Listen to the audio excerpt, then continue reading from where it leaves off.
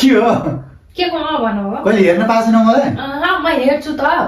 किन हेर्ने हेर्न पाइन्न अनि किन हेर्ने म को हुँ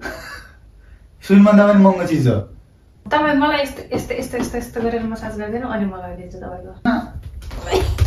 आरामसँग दिएको दुख्छ त्यस्तो त नहान्नुहोस् अब मसाज हुन्छ त यही त मसाज त यस्तो मान्नु न फेरि अलि आरामसँग गरे त हुन्छ र मैले हानेकै छैन तिमीलाई साँच्चै हाने होइन क्या अलि आरामसँग गर्नु के अब गराउनु पनि चाहिँ आरामसँग गरे के हो त्यस्तो बस्नै दुख्छ यार यस्तो त नहान्नुहोस् यार कमसेकम यस्तो गरेर हान्नु न तिम्रो छोया हो कि के हो यो काट्नु जस्तो लाग्नु त यो तिम्रो बालमा प्रब्लम होइन तिम्रो टाउकोमा प्रब्लम तपाईमा प्रब्लम हो तिम्रो पेटमा प्रब्लम छ तपाईँ टाउकोमा समस्या छ थाहा छ किन हरेक रोग भनेको पेटबाट सुरु हुन्छ एकदम ताकना पुरा कम्मरसम्मको कपाल इयरफोन लगाएको टिसिक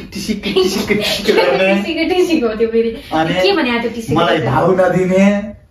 अनि फोन गर्दा नि फोन नउठाउने फोन गरे पनि सिम उल्टो लगाइदिने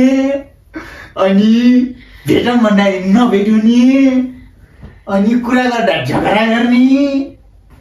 मलाई सकाएको हो तिमीले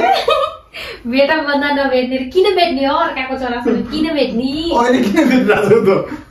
अब त हामी दीक्षिता भइगयौँ र